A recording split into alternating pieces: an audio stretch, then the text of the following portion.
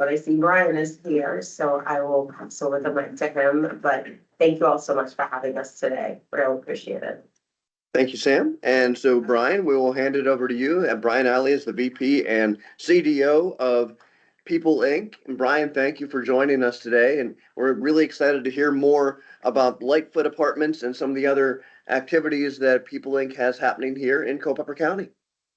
Yeah, thank you all for inviting us this morning. Looking forward to talking with you. As Sam mentioned, we do have an active presence in Culpeper as the Community Action Agency, and we've been active there, kind of in right there locally in the town of Culpeper with housing initiatives, really since about 2020, since we did a renovation of the Culpeper Crossing Apartments located on Northeast Street. Like Sam mentioned, People Incorporated of Virginia is a 501c3 nonprofit. We're a community action agency, one of the kind of oldest in the country and one of the largest in Virginia. But in addition to our kind of legacy programming in that community action sector, we also are a community housing development organization, CHODO. It's a designation that we get through the state DHCD, Department of Housing and Community Development, as well as a CDFI. And we do, like Sam just mentioned, we do business and consumer lending. And in addition to those lending programs that we operate as a CDFI, we also are a new market tax credit allocatee. So we were first awarded new market tax credits, People Incorporated Financial Services, back in 2010. And through that program, we make some larger scale, community investments that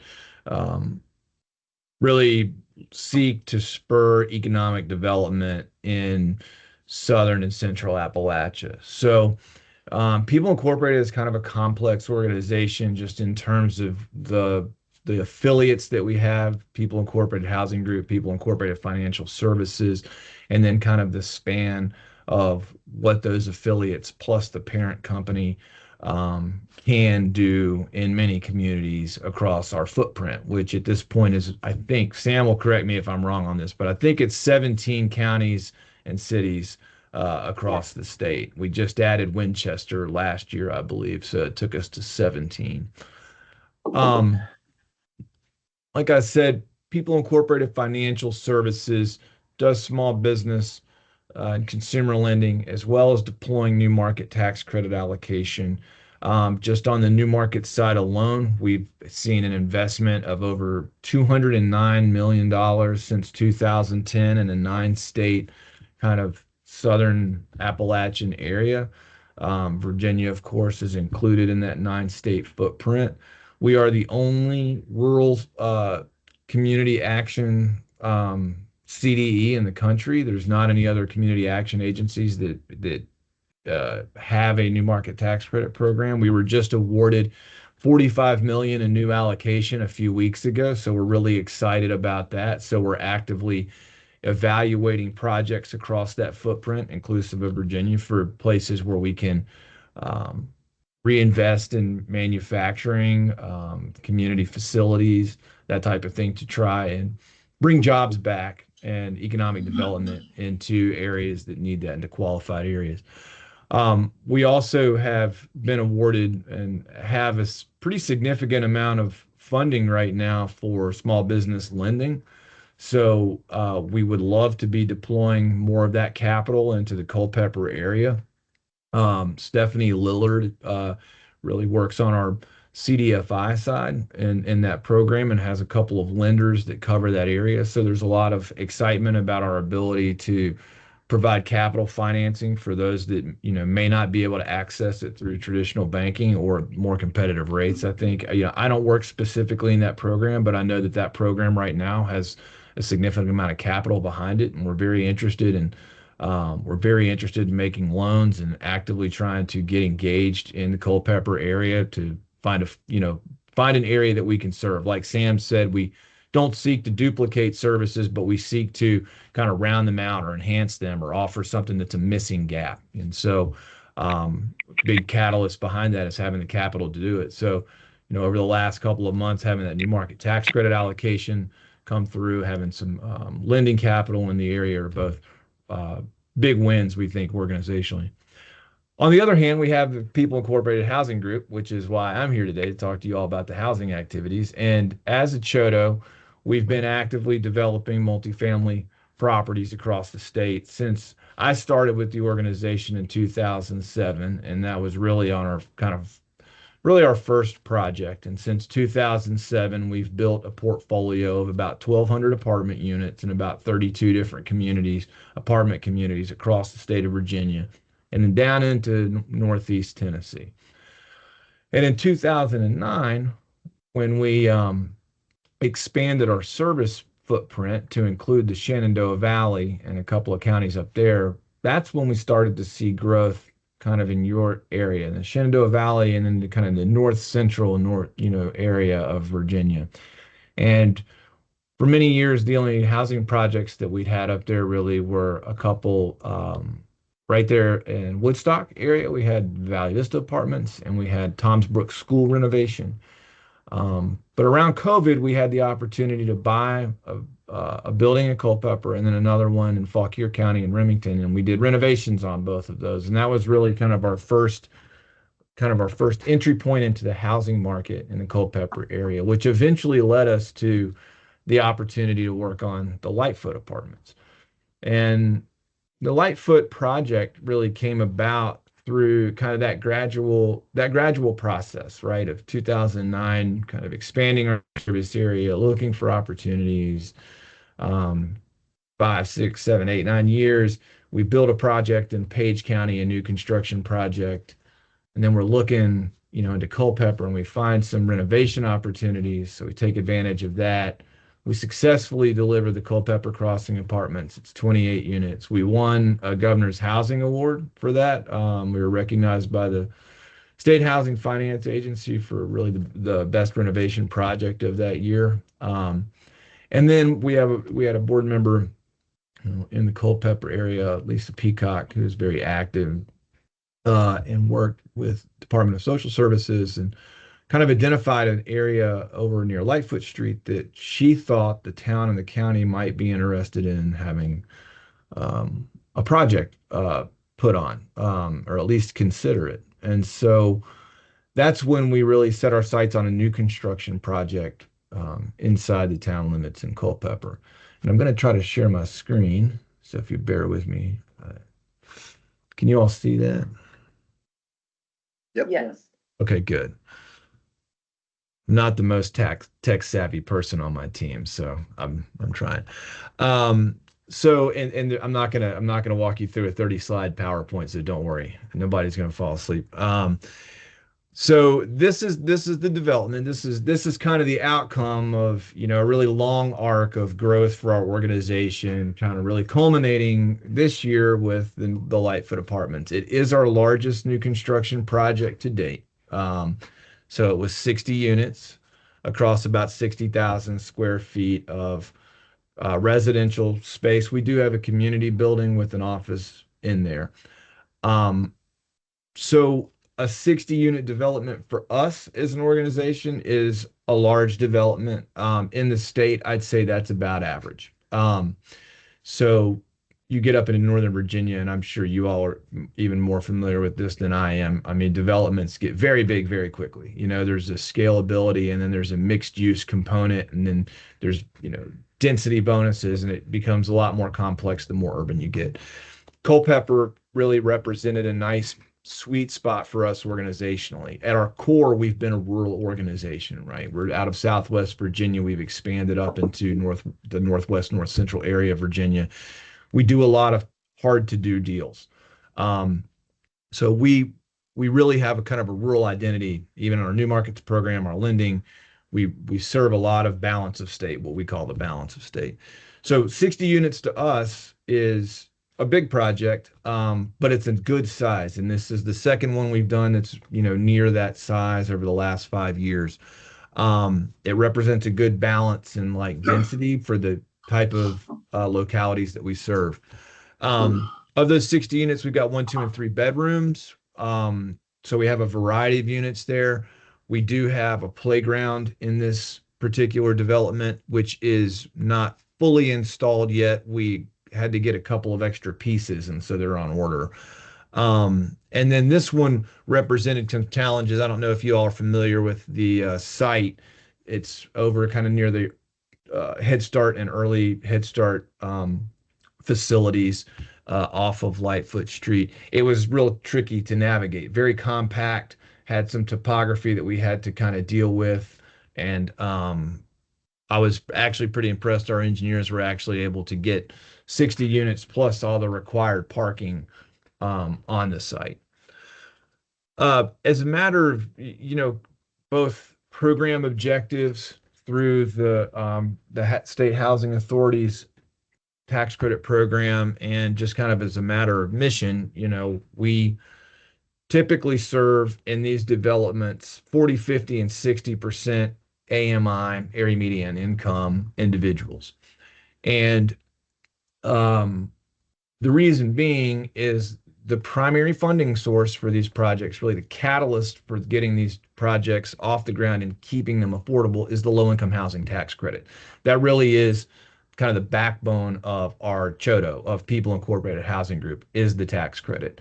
We've worked predominantly with the 9% tax credit. This project was built with a 9% tax credit. That is an equity investment in the project. That's how we keep these affordable. And as kind of as you're accessing that competitive tax credit, you're committing to keeping your project affordable. And we do that by AMI bands. And so 40, 50, and 60%. And what we did is we put a little chart here just to kind of give you show you a range of the rents as they showed up at the Lightfoot project as we started to begin lease up. So we started lease up in December. We received permanent COs about a week ago. And we're currently, I think my last count was we had 18 people living there. We might be over 20 now. So we're, over a third leased already. And I would expect to be fully leased in February. We picked the easiest time of the year to start leasing right at the holidays. So worked out great for us. You can see some of the interiors here in the development. This is one of the nicest. I mean, not one of. This is the nicest apartment community we've ever built. The apartments are beautiful. Like Sam mentioned, we will be having a ribbon cutting event. We'd love to see you all there and show off some of these apartments. They've got these beautiful kitchens and islands, and they actually have higher ceilings in them. They're very nice. In addition to that, we're also providing Wi-Fi for these. We do get an incentive from the state in our application, we get more points, so it makes us more competitive, but it's a very difficult thing to figure out how to put into a project. And so we're working that out with Lightfoot. It's kind of our guinea pig of providing free Wi-Fi for our residents. We do see that as a huge amenity moving forward and into the future for folks that are working at home. If you qualify to live in our apartments and you have a job and you're working remote and you can save money, on Wi-Fi, in my mind, it's the same as some of the solar initiatives we've done in the past. I mean, you're really just deepening affordability. You're also making it easier for families with children to do remote learning if they're out of school or have different options as far as education goes. So where we can right now, we are trying to figure out how to make Wi-Fi available in our apartment communities, and it really is starting with Lightfoot there in Culpeper. There you can see the kitchen I was talking about, and then kind of a look down the hallway to the bathroom. This project really, as I mentioned, kind of started with Lisa Peacock, a board member, connecting us with the town and the county. And that local level on this project is really the reason that we got it done.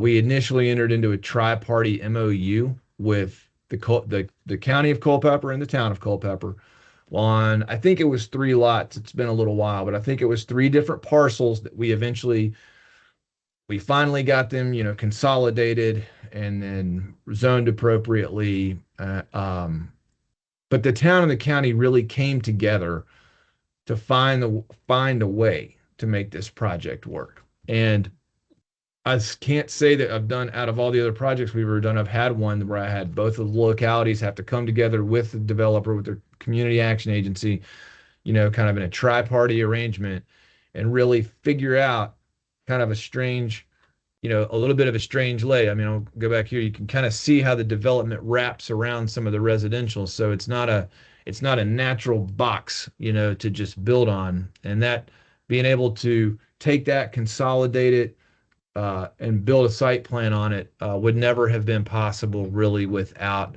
significant amount of conversation and assistance with the town and the county initially. And then we have our local and regional partners on the lending side. The Path Foundation has worked with us on previous projects before, as well as the Rappahannock-Rappahannock Regional Commission with Patrick Monty, always been great partners on these projects. And then, of course, we have kind of our standard players. We worked with the Department of Housing and Community Development always. Virginia Housing leverages those tax credits as well as some of the kind of the core permanent financing in the deal.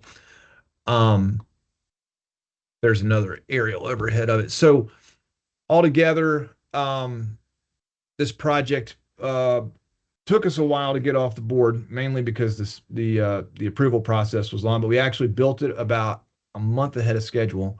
Our contractors had a third week in January deadline. Well, it wasn't a deadline. They had that in their construction schedule, and they actually delivered it by the beginning of December. So everything, the contractor really moved well on this deal, and everything turned out really nice. The reaction's been positive to it.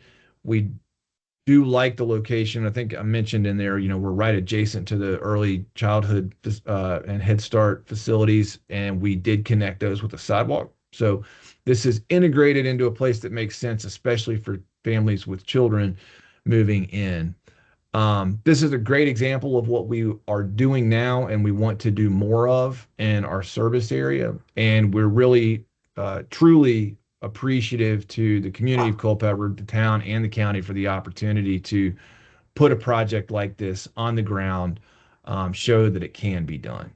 So I'm happy to answer questions or talk through anything, or Sam, if you feel like I've missed anything, I am happy to go into more detail for you all. But I think that's my summary of where we're at right now anyway. Bryan, can you talk a little bit about the rent piece, like how much, because I know it was on there, but from the viewpoint of here, they weren't able to see it, or guest wasn't able to see it clearly. So can you elaborate a little bit more on the cost? Yeah, I'd be glad to. So on the rental piece, so this project has 40, 50, 60% AMI. Let me look at something really quick. And so might actually have a more concrete example I can give you, like a real world example. So really what you're seeing here is the majority of this project is going to fall into the 50 and 60% rent category. So there's going to be a lot of units there that are, let's see, what was our count? Let me show you right here. We've got 36 2-bedroom units and 2-bedroom units at a 40% AMI are going to rent for $830, and at 50% they're going to rent for $1,089, and at 60% they're going to rent for $1,225. So what you're really seeing there is kind of the continuum of rents based on your income, right? So if your income is in that 40% band, you're going to pay $830 a month for that unit.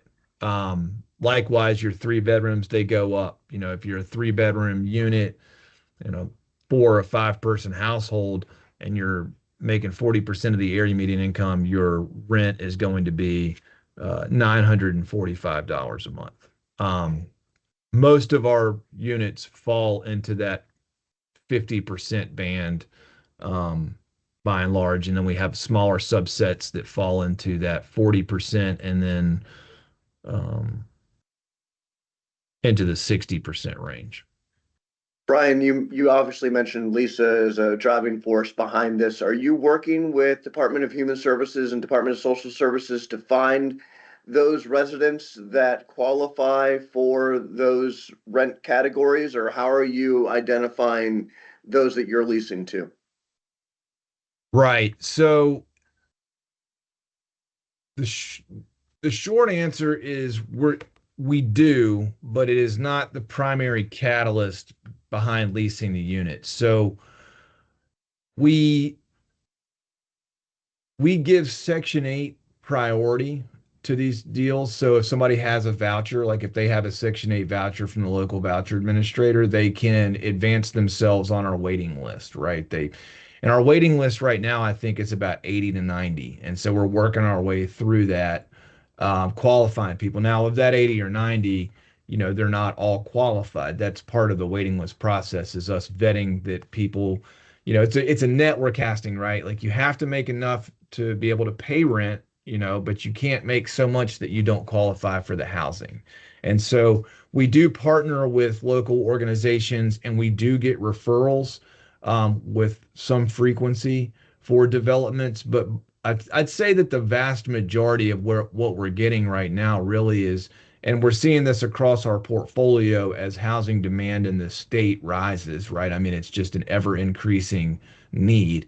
I've got a whole team down here that's getting blown up, from 8 o'clock to 5 o'clock with phone calls, people looking for housing in every location we serve. And we have some developments that have wait lists with 400 people on them, and so um, that's really the way that we're getting most of the folks working. But we do get a lot of referrals, and we do have a lot of developments with heavy Section 8 tenant populations, not project-based vouchers, but vouchers that come in from the locality. Bryan, just to help this room, in 2025, a 4-person household, 50% AMI was 57,550. So if that helps anchor understanding, from a base qualification standpoint, that's what a 4-person household in 2025 for Culpeper was being reported Thank as. you. Yep. And I just found my narrative too. I asked them to provide me some examples, just like you said yesterday, because I was like, this is the information that people are probably going to want to hear. So thank you. Bryan, it's Paige. Jumping, same topic, but curious.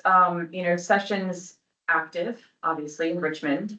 And in your 17 localities, hearing wait lists of 400 or down to 80, 90, to even think that an 80-person wait list might be low is deafening. Are you guys following, is People Inc. as an organization following the Faith and Housing for the Commonwealth Act?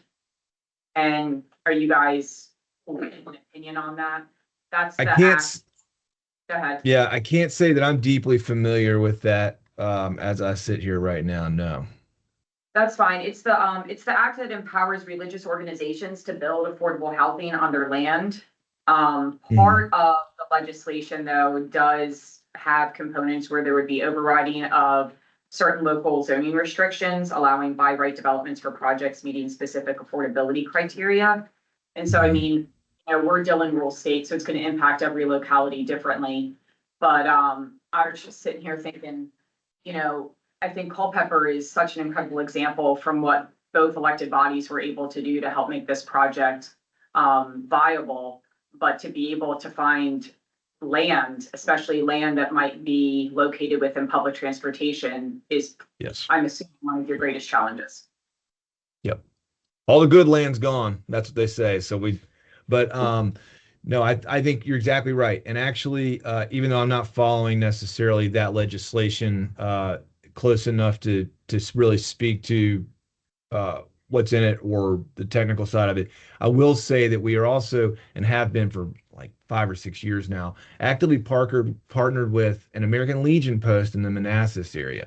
It's an interesting scenario. The American Legion has some property right there in the city of Manassas, right? And so we've talked about this for a number of years.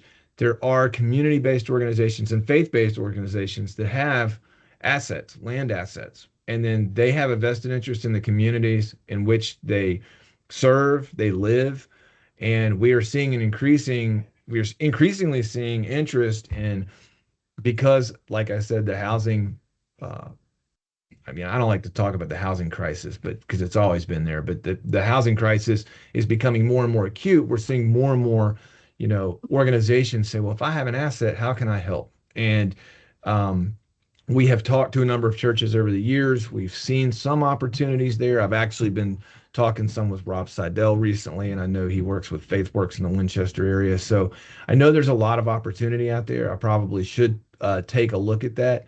Those are the types of partnership opportunities, though, you're absolutely right, that can really facilitate a successful housing um, initiative, whether that's single family housing, whether that's multifamily, because if you have that asset and that asset can be donated to a project, not only is that an obvious financial win, but it creates flexibility in terms of what you can build because it's an obvious win, right? You're not just having to build 150 units on, you know, 8 acres because that's the only way the math works. If you have an asset, you don't want to. The post that we're working with is a perfect example. It's only a couple of acres, and the community around it didn't want 40 apartment units. They wanted 12. It's almost impossible, but we somehow got credits and we're still working on it. Everybody that we talk to at the state level is like, this project's impossible. And we know. That's why we're asking for your money. So, so we just continue to push the envelope on what we think we can do with the resources we have. And I think the faith-based community, and particularly an American Legion post that doesn't want to turn their facility into a beer hall or a bingo hall, are great opportunities for partnership. Any other questions for Bryan? Or Thank you Sam? very much, People Inc., for your continued investment in our community. Thank you all. Yeah. Yeah. Thank Thank you you all.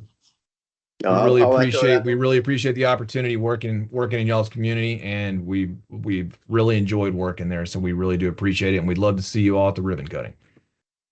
Awesome. Thank you, Bryan. And I'll echo what Paige said, because we certainly appreciate all of the partnership that we have with People Inc., whether that's through housing, whether that's through food insecurity, whether that's through other developments that we have, that Sam is always a great counterpart to work with. And I know we at the UVA Health Medical Center, we utilized their community health needs assessment when we were crafting ours. So we always enjoy partnering with People Inc., and you guys do great work in the community, and we thank you for that.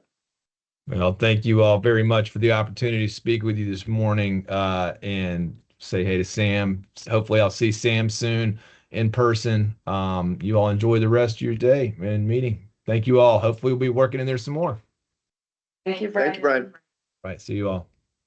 And again, that ribbon cutting will be March 25th, 2026. Good time yesterday. Some adjustments. Okay. Gotcha. We will send out invitations. We'll make sure that you guys all see it. Very good. Thank you.